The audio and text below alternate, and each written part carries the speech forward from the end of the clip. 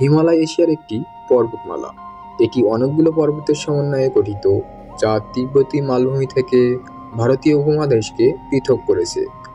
ভূতত্ত্ববিদদের ধারণা অনুযায়ী ভারতীয় প্লেট ও এশিয়ান প্লেটের সংঘর্ষে হিমালয় সৃষ্টি হয়েছে। বিশ্বের তিনটি প্রধান নদী সিন্ধু, ব্রহ্মপুত্র ও গঙ্গার উৎপত্তি হয়েছে এই পর্বতমালা থেকেই।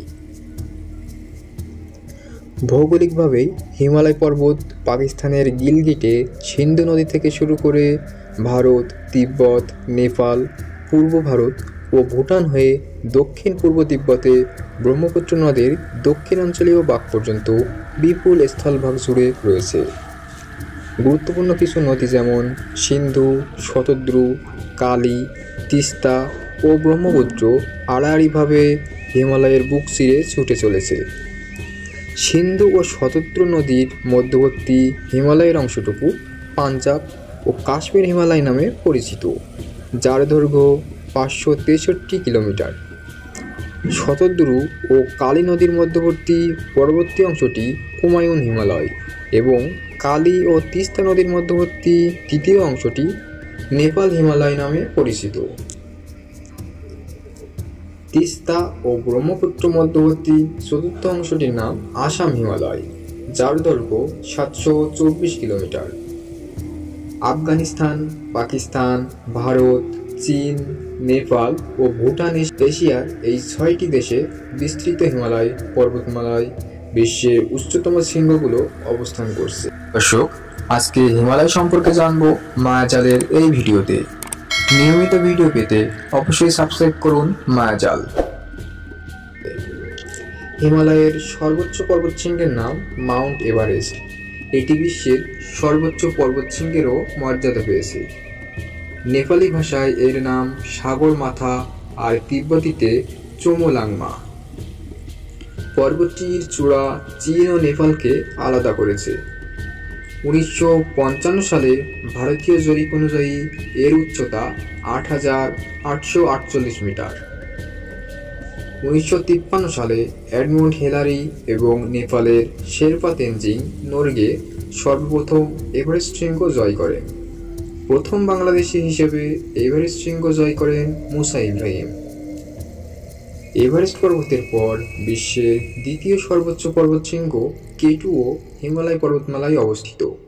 সমুদ্রপৃষ্ঠ থেকে এর উচ্চতা 8,611 মিটার। প্রথম বাংলাদেশি হিসেবে বিশ্বের দ্বিতীয় সর্বোচ্চ পর্বতশৃঙ্গ কেটু জয় করেন ওয়াসফিয়া নাজরীন। মাউন্ট এভারেস্ট ও কেটু ছাড়াও 8,000 মিটারের বেশ কিছু পর্বত রয়েছে হিমালয়ে। এর মধ্যে কাঞ্চনজঙ্ঘা, মাকালু, ধবলগিরি, অন্নপূর্ণা পর্বত অন্যতম। 7,000 মিটারেরও বেশি উচ্চতর পর্বত রয়েছে অর্ধশতাধিক। মূলত ভারতীয় প্লেট ও এশিয়ান প্লেটের মধ্যে এক সংঘর্ষের ফলে হিমালয়ের সৃষ্টি। আজ থেকে প্রায় 4 কোটি বছর আগে গান্ডোয়ানা ল্যান্ড থেকে বিচ্ছিন্ন হয়ে ভারত পূর্বমুখে ভাসমান অবস্থায় এশীয় স্থলভাগের সঙ্গে ধাক্কা খায়। মধ্যবর্তী টেনিস সাগর দক্ষিণ তিব্বতের গর্ভে উত্তরমুখী অধোগমনের দ্বারা হারিয়ে যায়, আর এই সংঘর্ষ হিমালয় গিরিজনী বলয়ের সৃষ্টি করে। বিগত 4 কোটি বছর ধরে প্রতি বছর প্রায় 5 সেমি হারে ভারতীয় প্লেটের অব্যাহতভাবে উত্তরমুখী বিচলন একে এশিয়ান প্লেটের ভিতর ঠেলে দিয়েছে এবং ভারতের উত্তর প্রান্তের প্রচণ্ড সংঘর্ষ, হিমালয়ের পর্বতমালায় ও চীনে চ্যুতি ও ভূমিকম্প, তিব্বতে ফাটল ও চ্যুতি এবং হিমালয়ের উত্থান, যা আজ বছর কয়েক মিলিমিটার হারে উঠেছে। এসব কিছুই ফলত ব্যাপক সংঘর্ষণের প্রতিফলন। হিমালয়ের ভূতাত্ত্বিক বিবর্তনের পেছনে কয়েকটি মডেলের ধারণা দেওয়া হয়েছে। প্রধানত সব মডেলেই এ ধারণার সমর্থন পাওয়া যায় যে মেসোজোইক যুগে ভারতের উত্তরাঞ্চলীয় সঞ্চার, ক্রিটেসিয়াস প্রাক-টারশিয়ারি যুগে সিন্ধু সাংপো সন্ধি বলয় এবং সেনোজোইক যুগে ভারতীয় প্লেট ও এশিয়ান প্লেটের মধ্যে সংঘর্ষ ও এর কারণে সৃষ্ট সংকোচন ও বিকৃতি হিমালয় পর্বত সৃষ্টির জন্য দায়ী। ভারতীয় ও এশিয়ান প্লেটের মধ্যে মহাদেশীয় সংঘর্ষ আনুমানিক 6 কোটি 50 লক্ষ বছর থেকে 4,50,00,000 বছর আগে সংঘটিত হয়েছে।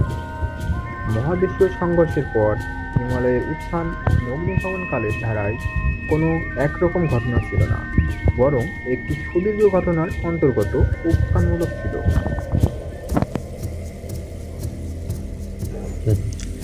বাংলাদেশের অববাহিকা উত্তরে পূর্ব হিমালয় ও পূর্বে ইন্দো বার্মা শ্রেণীমালা থেকে প্রধানত আহতি গিরিজনী অবক্ষেপে পূর্ণ। পূর্ব হিমালয় থেকে একটি ব্যাপক প্রাচীন জল নিকাশ ব্যবস্থা শিওয়ালিক বা ইন্দো ব্রাহ্ম নদী নেমে এসে আজকের আসামের ভিতর দিয়ে প্রবাহিত হয়ে পূর্ব দিক থেকে সিলেট খাদে গিরিজনী অবক্ষেপ এনে ফেলেছে। চট্টগ্রাম অঞ্চলের অবক্ষেপ এসেছে ইন্দো বার্মা পর্বতশ্রেণী থেকে, যদিও বঙ্গীয় অববাহিকার মায়োসিন স্তরের গুরুত্বপূর্ণ অবক্ষেপের উৎস ছিল সম্ভবত হিমালয়ের পূর্বাঞ্চলের প্রথম দিককার উত্থানসমূহ। হিমালয়ের ওপর সবিস্তার অনুসন্ধান 19 শতাব্দীর শেষের দিকে শুরু হলেও পর্বতমালাটি সম্পর্কে প্রাপ্ত তথ্যের অধিকাংশই 1950 সালের পর থেকে অর্জিত।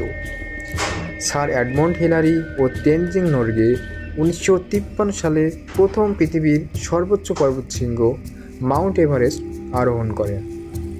হিমালয় পর্বতমালার আত্মপ্রকাশ আমাদের গ্রহের নবজীবীয় ইতিহাসে একটি গুরুত্বপূর্ণ ঘটনা। শুধু এর ভূতাত্ত্বিক সংশ্লেষণের কারণেই নয়, বরং এশিয়ার প্রতিবেশগত ভারসাম্যে এর প্রভাবের কারণেও।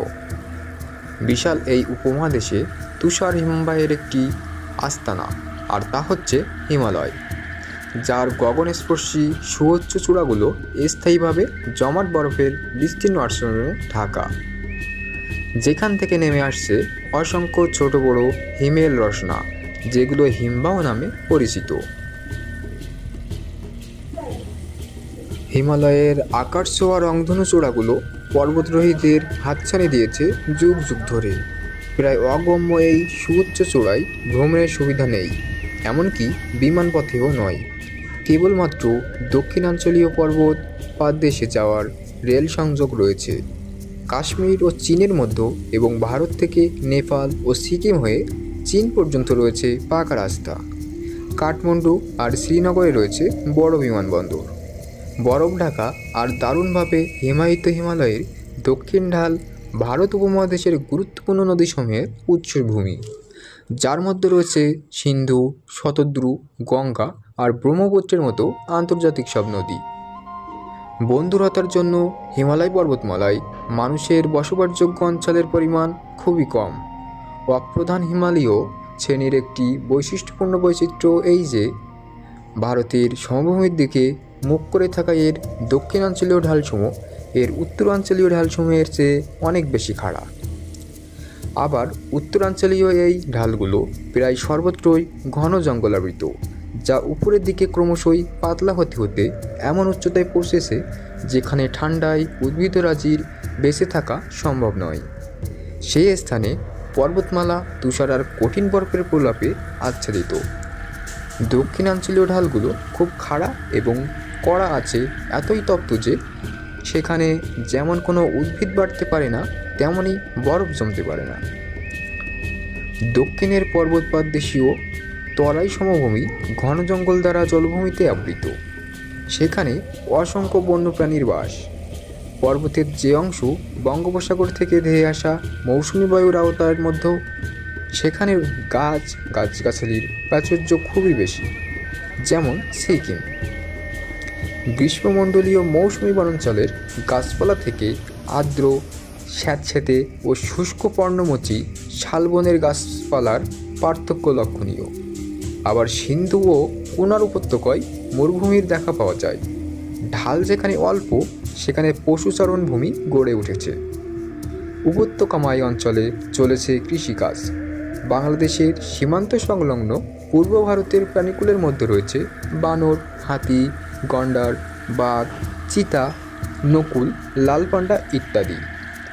হিমালয়ের পক্ষী জগৎ খুবই সমৃদ্ধ। সর্পকুলের মধ্যে অজগর আর কেউটে উল্লেখযোগ্য। পর্বতের পশ্চিমাঞ্চলে সীমিত পরিমাণে আকরিক লৌহ, স্বর্ণ ও নীলকান্তমণি পাওয়া যায়। হিমালয় নদী সমূহ থেকে পর্যাপ্ত জলবিদ্যুৎ উৎপাদন ও সেচ উন্নয়নের সম্ভাবনা প্রচুর।